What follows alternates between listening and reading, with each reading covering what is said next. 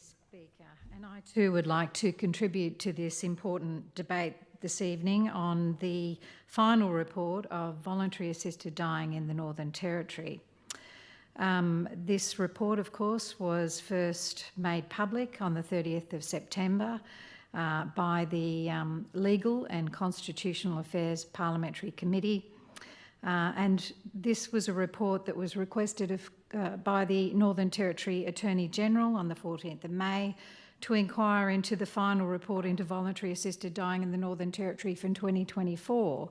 That report was commissioned by the former Labor Northern Territory government, and it was a panel which was described as an expert panel to provide that 2024 report into voluntary assisted dying. I'd firstly like to acknowledge the work of the Legal and Constitutional Affairs Committee. It was obviously a huge task, and it was undertaken with a great deal of integrity and expertise, and I commend them for what was a huge report, or what is a huge report, of significant depth, and you know, the collaboration and the consultation was a credit to you. I will, however, say that there's been a lot of comments about how difficult it was, and it was a strain on everyone, and it took a lot of time, and the pressure was enormous.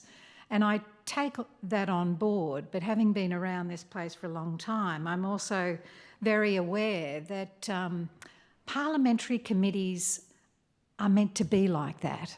It's a piece of work that has a time frame, and it's meant to be a fast and concise and productive piece of research or an inquiry that's meant to put those involved, the members of parliament involved, under duress to produce something of significance. And they are significant. Every parliamentary report that is brought to this chamber is extremely significant and essential to the decisions we make in this chamber.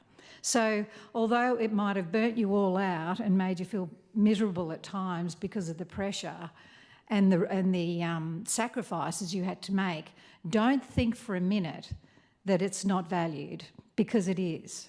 And this will go into the history books forever, and the government's already committed to use that as a basis for legislation that they will bring to Parliament at some point. That was made clear by the Deputy Chief Minister the day after it was made public. So good on you. And the other thing about these processes is that they're taking place right across the country, if not the world. There's parliamentary committees travelling far and wide doing this sort of work for parliaments around the globe. I remember going to different events and joining up with parliamentary committee members from the Australian Senate and the Australian upper house and lower house and different jurisdictions. This is the work of a parliament and a democracy, and it is so incredibly important. So just take note of that. And by the sounds of it, you had an incredible experience. I mean, going to those communities, I was feeling some FOMO because, you know, you had access to information and people that I haven't sat down with and talked to forever or for many years. So such a valuable piece of work, and I think that's what we've heard today, that it has been valued. But the previous report into VAD from 2024, commissioned by the former government, that was a valuable process too, entirely different. But now what we have are two reports that can inform us about how to proceed. And I guess some of the comments I wanted to make tonight is about some of the differences between the two reports and some things that specifically don't sit with me, because I'm aware that now the work will be undertaken to put this legislation together. So now is the time to get in the ear of the government and hopefully influence some of these decisions that they will be making around models that they'll adopt and how they'll proceed. So I think it's really important that people have engaged in this debate here tonight and today, because now is the time to influence the Chief Minister and the Attorney General and the Cabinet and the CLP wing around how they proceed. You know, discussing death is culturally sensitive to all of us, and I don't mean to take away the importance it is to Aboriginal people, because it is in a very unique way. But I found myself listening to the debate today thinking, death is culturally sensitive to me, and it's culturally sensitive to people who are listening tonight. It's about our values, it's about our life, because it always ends in death. It's about all those beliefs and spiritual inclinations or leanings that we have. It's a mix of so many deep ingredients of our whole existence, and you know, to some extent, I feel like what I'm going to say tonight is trivialising or could be seen as trivialising the significance of death. But believe you me, over the last 20 years of my life, I know death and I've experienced death in many shapes and forms. So I don't mean to do that. But, you know, when you play God and bring something like VAD, voluntary assisted dying, to a bunch of people like us who are normal, average citizens who've been elected to represent a group of people that don't necessarily have great expertise in this area, then to legislate, to create laws, you're going to get that sort of rawness and that crudeness around some topics like death, which a lot of people have a difficult time talking about at the best of times. So yes, I'm just conscious of that. But yes, this is a very culturally sensitive issue for all of us, and it's one reason why it doesn't sit well with me, this whole issue or concept of voluntary assisted dying, because we are just legislators, we're just average people, and there's a certain amount of playing God, from my perspective, involved in this whole issue. But I will say, put it on the record again, I will support voluntary assisted dying for all the reasons that a lot of you have mentioned tonight. It is about personal choice, and it is about kindness and compassion, and the fact that it's voluntary makes it a little more easy to digest. But does it sit with me completely? No, it doesn't, and I will outline some of the issues I have with some of the recommendations in this report now. Probably one of the strange things that I can't quite get my head around is the fact that this report states that VAD is not assisted suicide. I'm left feeling a little bit confused by that, or a whole lot confused, to be honest. I looked up the definition of what suicide is, and by any definition, it is the act of intentionally causing one's own death. And many health and legal authorities, such as the WHO, the World Health Organization, use a definition which says it's the deliberate act of ending one's own life. So to say that voluntary assisted dying is not assisting in someone's suicide just doesn't stack up. Voluntary assisted dying is technically assisted suicide. And I can let that go to some extent, because for people who use VAD, and the member for Johnston gave a good example of someone in her life that cannot get their head around the fact that it's suicide, but can live with VAD, I can accept that. But we have to be very clear here. We're legislators. We can't change the narrative and the definitions of things just because it makes life easier or more palatable for some people. VAD, voluntary assisted dying, is technically assisting people to suicide. I don't have a problem with people suiciding. I don't like it. It causes untold grief to people who are left behind. But I don't mind. I don't have a problem with people deciding to end their own life. I think it's fair enough. If people have come to that point in life for a whole range of reasons, then that's okay with me.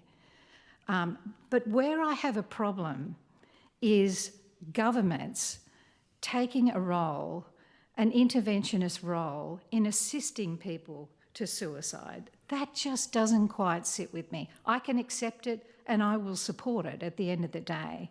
But I want some honesty and integrity in this conversation.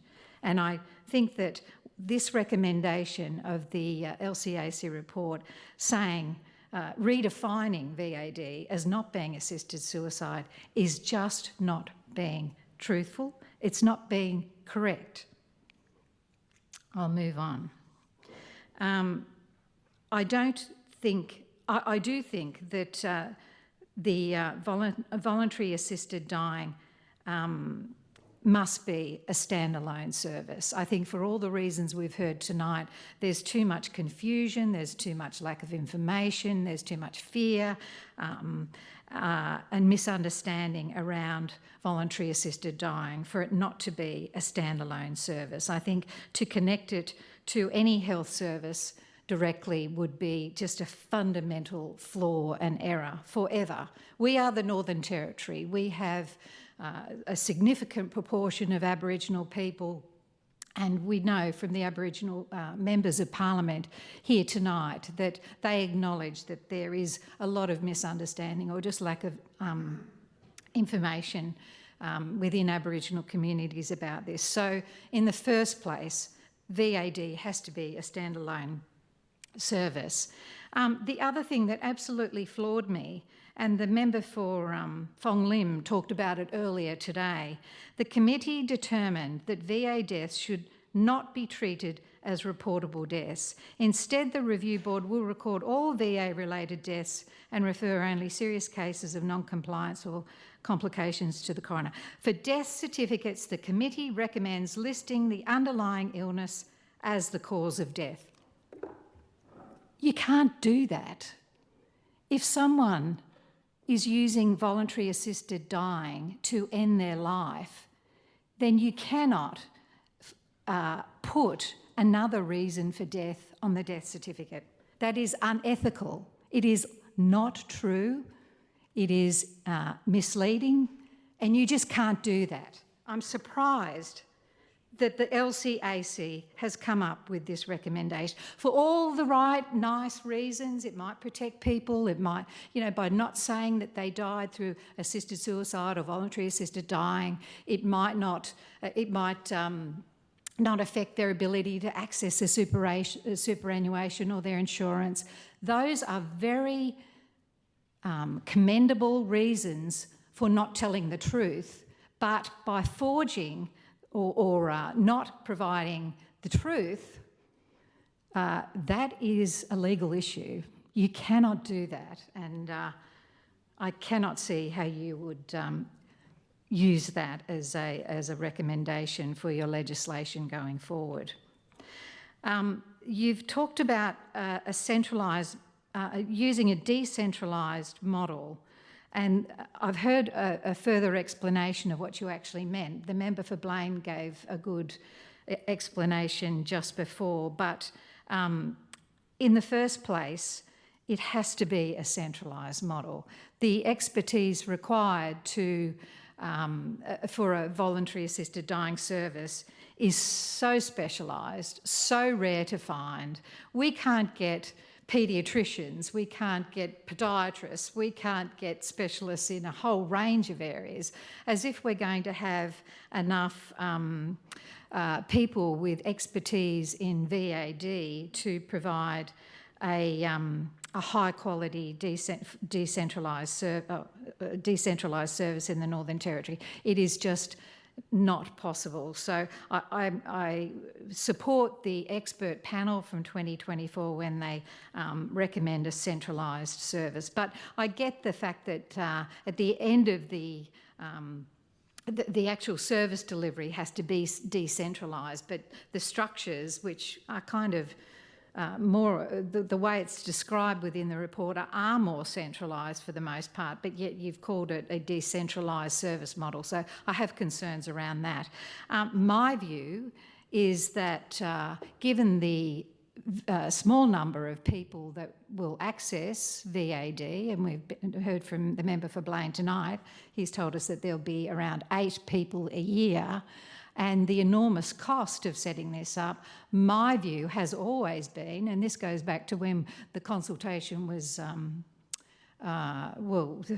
goes back some time, that we should be outsourcing this. We should be contacting the Queensland government and the South Australian government, possibly the WA government, and talking to them about using their expertise, their service delivery, and flying people in at a fee for service. As simple as that. I think that would just circumvent so many problems, and it would be far cheaper. And as our population grows, that I know the governments, former governments, present governments, live in hope that our population grows, then perhaps we can revisit setting up our own services, VAD services in the future. But for the short to medium term, I think outsourcing this whole the delivery of VAD in the NT should be considered. Palliative care. I've been around for many years, and I remember palliative care being first set up in the Northern Territory, and it wasn't that long ago. It was only about 20 years ago. So there was life and death before palliative care, and it's interesting to talk about hear about the concern that it's not resourced properly. It's funny how over time more and more services evolve and come about and pop up, and you think you can't live with any of these things, and then there's something else that pops up. I'm not articulating this very well, but palliative care has been an incredible feature of our health system for a relatively short period of time, and I think it has to be properly resourced. You know, if you can't fund health services, I question the rationale for providing death services and our ability to provide those death services equitably across the Northern Territory. When you live in Papunya, which is where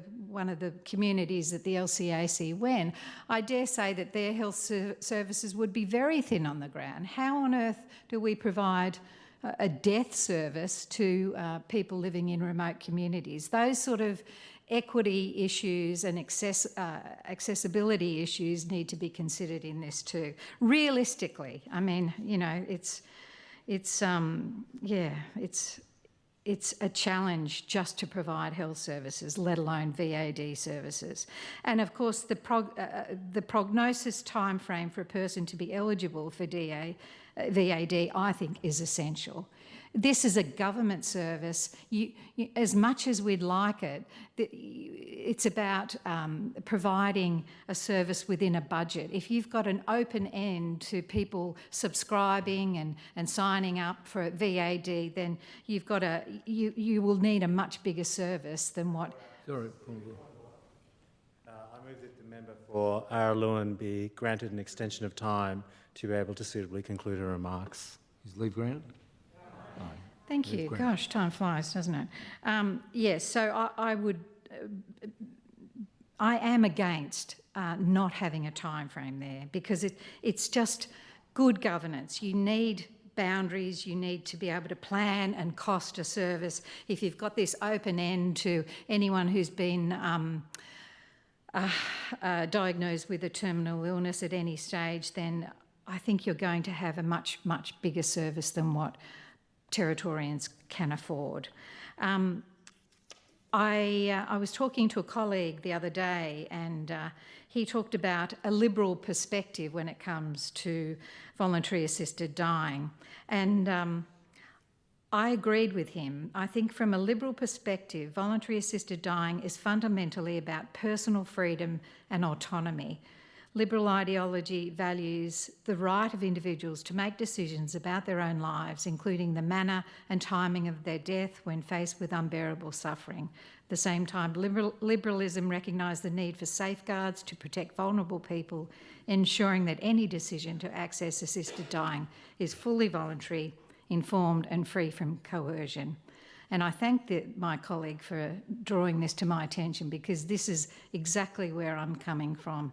And the liberal ideology also talks about limited state interference in the private lives of people. And that is of a concern to me, that as a government we're inserting ourselves in things that we possibly don't need to insert ourselves in. But having said that, I will support VAD because, like a lot of people have said, why should Territorians not have the same rights as other Australians? But let's get it right. Let's make sure that it's a model that we can afford, that is fit for purpose, that is kind and compassionate, that provides people a choice, but is realistic and isn't an overkill, that is just right for us. We can measure ourselves off all the jurisdictions in Australia, but we are so small and the numbers that will come through are so small. Let's just take a big deep breath and as the Chief Minister said, let's get it right for us. Take some extra time if necessary. God forbid, we've all taken some time. The opposition leader, she's taken some time to get her bill together. I think it's only fair that this relatively new government of 12 months take their time to get the legislation right and honour Territorians by having a good service. Thank you.